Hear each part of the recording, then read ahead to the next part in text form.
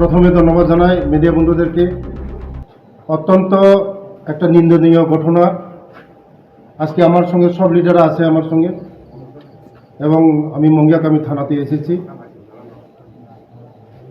আজকে তারা একটা বিক্ষোভ মিছিলের নামে আমার বাড়ি উত্তর মহারানীপুর ত্রিপুরামথার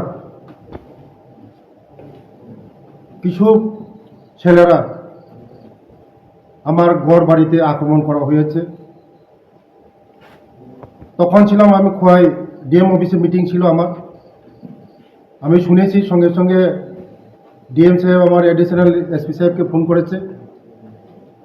সঙ্গে সঙ্গে অ্যাডিশনাল এসপি সাহেব অ্যাকশন নিয়েছে, পুলিশ পাঠানো হয়েছে, আমার বাড়িতে পুলিশ পাঠানো হয়েছে। ওরা বিনা পারমিশনে র্যালি করা হচ্ছে, আইনকে হাতে নিয়েছে। তার জন্য আমি ওদের যে কার্যকলাপ, ত্রিপুরামথার যে কার্যকলাপ, এটাকে আমি নিন্দা জানাই এবং ধিক্কার জানাই। কারণ মানুষের গণতন্ত্র অধিকার আছে, প্রতিবাদ করার অধিকার আছে, করুক, কিন্তু তাতে কোনো আমার ক্ষতি নেই। কিন্তু আমার যে বাড়িতে গিয়ে, আমার নিজের বাড়িতে গিয়ে তারা যেভাবে আক্রমণ করেছে আজকে আমার বাড়িতে, তার জন্য আজকে আমরা সবাই আমাদের লিডারে এসেছি। আমরা ওদের নামে আমরা এফআইআর করেছি এখানে মঙ্গিয়াকামি থানাতে। এটা আইনের পথে চলবে। আমি চাই ত্রিপুরা রাজ্যে শান্তি সম্প্রীতি বজায় থাকুক, আইন কারো হাতে নেবেন না। আমরা এই ত্রিপুরা রাজ্যের মধ্যে আমরা শান্তি সম্প্রীতি যদি ভালো থাকে, আমাদের ত্রিপুরা রাজ্যে এক ত্রিপুরা শ্রেষ্ঠ ত্রিপুরা হবে।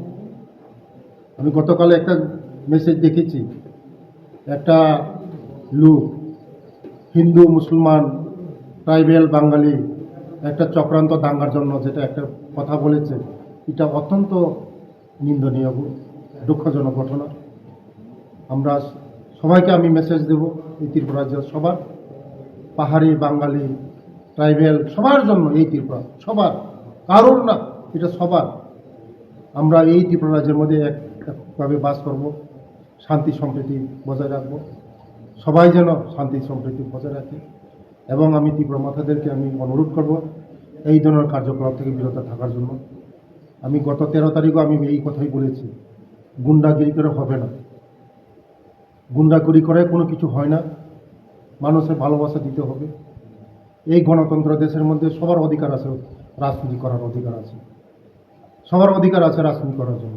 সবাই রাজনীতি করুক, ভালোবাসা দেন, কিন্তু কোনো মানুষ গুন্ডাগিরি করে, খুন করে, মারে পিটে জ্বলিয়ে এটা কিছু হবে না। যার যার রাজনীতি করার অধিকার আছে, সবাই রাজনীতি করুন, কিন্তু এইভাবে আইনকে হাতে নেবেন। ধন্যবাদ।